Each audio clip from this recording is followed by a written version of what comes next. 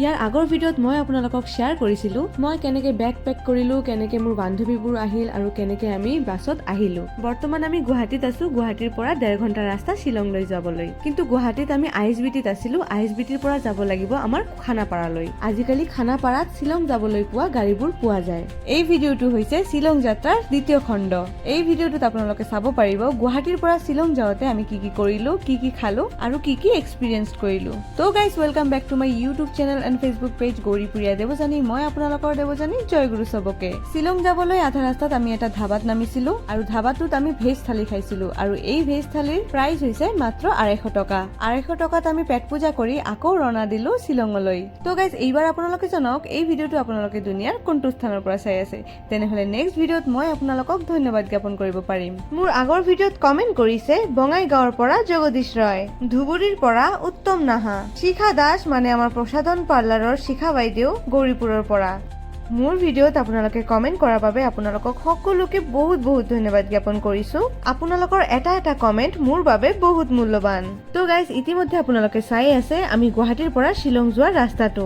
এই ৰাস্তাৰ কাষেদি আমি চাবলৈ পাই আছো ডাঙৰ ডাঙৰ পাহাৰ, য'ত আৰু কিছু সময় পিছতেই আমি গৈ পাম।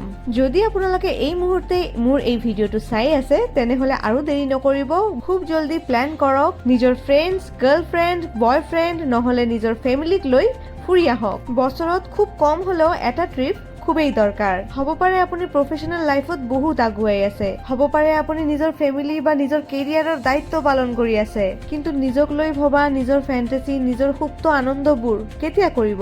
আপোনাৰ যদি হাত, ভৰি, কাণ, নাক, চকু চব ঠিক আছে তেন্তে মই কম আপোনাতকে সুখী মানুহ আৰু কোনেও নাই। আৰু যদি আপোনালোকে ভাবি থৈছে যে বৃদ্ধকালত তীৰ্থ ভ্ৰমণ কৰিম তেন্তে sorry to say for your kind information, বৃদ্ধকালত হাত ভৰিৰ বিষ হয়। বৃদ্ধকালত আপুনি ট্ৰেকিং কৰিব নোৱাৰিব, এনেকুৱাও হয় খালী ভৰিৰে ক'তবা যাব পাৰি, তাতে গাড়ী চাৰি একো লৈ যাব নোৱাৰি, ইভেন আমি জোতা জোৰো পিন্ধি যাব নোৱাৰিম। তো এনেকুৱা কিছুমান ঠাই আছে য'ত আমি বৃদ্ধকালত যোৱাৰ কথা ভাবিব নোৱাৰো। এতিয়া আপোনালোকে এটা কাম কৰক, মোৰ এই ভিডিঅ'টো পজ কৰক, বাকীখিনি চাব নালাগে। আপোনাৰ ফ্ৰেণ্ডছ কেইটাক ফোন কৰক আৰু প্লেন কৰক ক'তবা ফুৰি আহিম বুলি।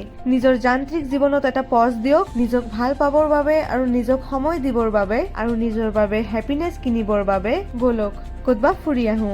আজি এই ভিডিঅ'টোৰ মাধ্যমত আপোনালোকক মই লৈ গৈ আছো মেঘালয়ৰ ৰাজধানী শ্বিলঙলৈ। যিহেতু সৰু সৰু ভিডিঅ'ৰ মাধ্যমত আপোনালোকক মই শ্বিলং ট্ৰিপৰ সকলোবোৰ ভিডিঅ' মানে সকলোবোৰ দৃশ্য ব্লগ হিচাপে আপোনালোকৰ আগত উপস্থাপন কৰিম। বাকী ভিডিঅ'বোৰো খুব শীঘ্ৰে আহিব। ইতিমধ্যে আমি আহি গৈছো হোটেল ৰুমলৈ, য'ত আমাৰ প্ৰি ৰুম বুক কৰা আছিল।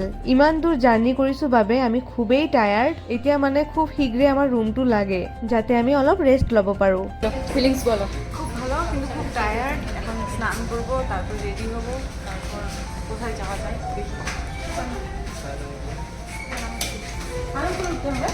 তো গাইজ, পাই গলো আমার রুম আৰু ৰুমটো পুৰা উডেন আছিল, দেখাত খুবেই ভাল আছিল। আমি সবে মিলি প্লেন কৰিছো যে আমি উডেন ৰুমতে থাকিম।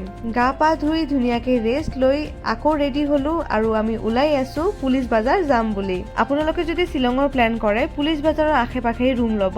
পুলিচ বাজাৰত এনি টাইম মেলা লাগি থাকে আৰু এই পুলিচ বজাৰৰ পৰাই আপোনালোকে টেক্সি পাই যাব বাকী ঠাই ফুৰাৰ কাৰণে। তো গাইজ, ইয়াৰ পিছত আমি কি কি কৰিলো ভিডিঅ'ৰ বাকীখিনি মই নেক্সট পাৰ্টত আপোনালোকৰ লগত শ্বেয়াৰ কৰিম। আজি এই ভিডিঅ'টো আপোনালোকৰ কেনেকুৱা লাগিল কমেণ্ট নিশ্চয়কৈ জনাব। মই আকৌ আহিম নতুন নতুন ভিডিঅ' লৈ আপোনালোকৰ আগত। এই ভিডিঅ'ৰ আপোনালোকৰ কোনখিনি পাৰ্ট চবতকে বেছি ভাল লাগিছে সেইখিনিও কমেণ্ট কৰি নিশ্চয়কৈ জনাব। খুব শীঘ্ৰে নেক্সট ব্লগ ভিডিঅ'ত আপোনালোকক লগ পাম। তেতিয়ালৈকে আপোনালোকে বহুত ভাল থাকিব আৰু মোক এনেই মৰম দি থাকিব। তো guys, till then take care, bye বাই।